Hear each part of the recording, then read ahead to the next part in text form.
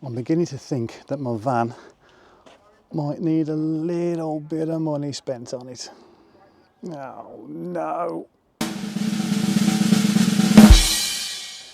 Hello everybody, I hope you're well and welcome to phase 2 of this job, the garage conversion. Sort of. Now we haven't been here for a while, but that doesn't mean things haven't been going on. For instance, the boiler that was right at the very front of the property, right at the very front of the garage, has been moved and is now here in the utility. There's lots of pipes everywhere and the dining room has been first fixed. There's lots of cables everywhere because the electrician's been and first fixed. No capping now, which means only one thing. Around about now, Paul F2529 is being sick in his mouth. And the scaffold that used to run around the building has now completely gone. Which means we've got a blank canvas now to start work in the garage. I've got a bit of building to do, so I'll crack on with that and then I'll explain what we're doing and why we're doing it.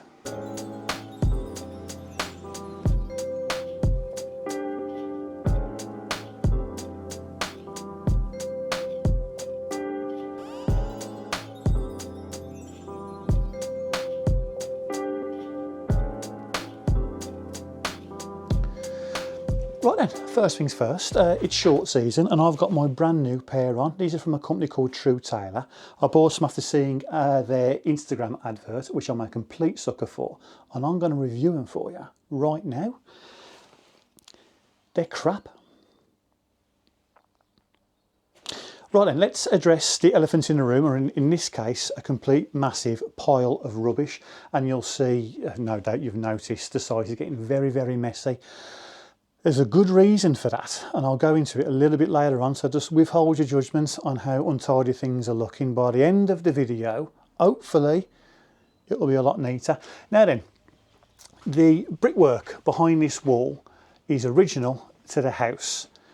However, late 80s, 87 I think it was, according to the documents, this garage was extended front and back quite poorly as well. Now the back has already been demolished, that was day one, literally, in order for the footings to be dug for the extension. However, the front bit has been up until now, and that's where the boiler was, behind there. I'll take you around in a second and then show you that. So the original wall then is on the original footings that we've dug out and had a look at, and they are perfectly fine. In fact, they're substantial, as is the original house, so there's not a problem there. However, we were worried, means it's only single skin, and yes, it had pillars going across, as you've seen. We were worried that if we were to take this roof off, that's going to become unstable and possibly even fall over. So, built the wall in front of it, tied it all in to give it the strength needed for this wall to be taken off and then work, this roof to be taken off and then work to continue at a later date. So as you've seen, just built that, all tied in, all insulated. It's gone off. This was a couple of days ago now. We're happy with that. Right then, so what I'll do now, I will take you around the front. I will show you what we've done and we'll go from there. And this is our area of main operations for the foreseeable. Took the roof off, or took the roof back, I should say. We didn't film any of it, so you're just going to believe us when we say that every health and safety law was adhered to. First job, when the digger arrives with the breaker attachment, or pecker if you want to call it, is break out all this concrete down here, and then I'm presuming we'll have to break out the footings as well, and then we can start digging. The reason why I think we've got to take the footings out is because this wall, this is where the boiler was. I don't know if you can see that bit of daylight behind this. I don't know, you can see behind there through. You could see that when the wall was built, so there was evidence of it moving, and it's had some real dodgy repairs over the past God knows when. So we can't trust this like we can trust the original building. So it's got to come out. So there we go. So we'll await the arrival of said digger, should be here within the hour, and then we'll get breaking.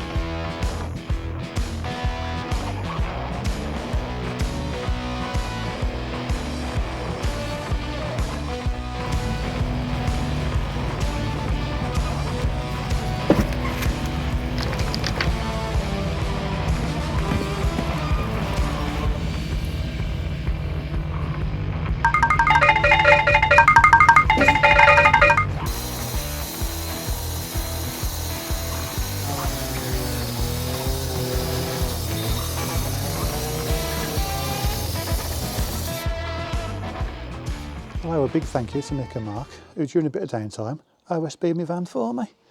Beautiful. And I've just gone over with a bit of resin just to protect it, and I threw a bit of sand over it just to give it a bit of grip. So will it work? I don't know. I'll make this stuff up as I go along, but we shall see. I shall report back if anybody's remotely bothered. Now, if you're thinking, that's far too uniform, it's lovely, what's it going to look like if it's all clumping as if you've really cocked it up? Well, don't worry, man, I've got you. You know what I mean? Don't worry about it. There we have it. Right then, we have very nearly dug out these footings. Look at the size of them in the original house there. Substantial, aren't they? Got to get to the bottom of them. And then we're done, ready for the inspector. I've just had a very welcome phone call off our mate Charlie, the electrician, who's coming tomorrow to strip all that out for us and give us a bit of peace of mind. Beautiful. We have a skip. Yay! You know what you're thinking, it's just a skip. Anyone can get a skip. Well, not nowadays you can't. I'll go into why in a minute. And as you saw from the back end of that footage, I have cut out ready for the porch that's going over there. Now I can't be here tomorrow, but the lads can, and they're going to be digging all that out, getting it all ready to be concreted, and then it's all systems go on that. And it's the full, just past the doors, far corner, just before this window here, and then it's going to have a canopy roof from one side of the house to the other to give a bit of shade over that kitchen window there. Beautiful. There we go. Right then, let's have a quick chat about these things. Well, this property is well within the borders of Birmingham City Council. And for those of you who don't know, Birmingham City Council have had a binge strike going on for months and months now before this job started, which means that we've never been able to have a skip on the drive since day one to use as a bin, simply because obviously people are going to drive past, see it and start putting their stuff in.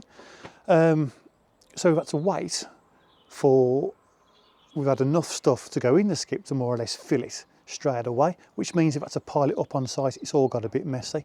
Well, this week is the time to get that skip and get things cleaned up and move on. Now the issue is, what never occurred to me, and this is where I've messed up, is that there will be like an 8 to 10 day turnaround time from phoning the skip to getting it delivered. Now the prices haven't shot up, which I was worried about, but it never occurred to me that, you know, it will take that long to actually get one. I'm just not used to it. I phone a skip up.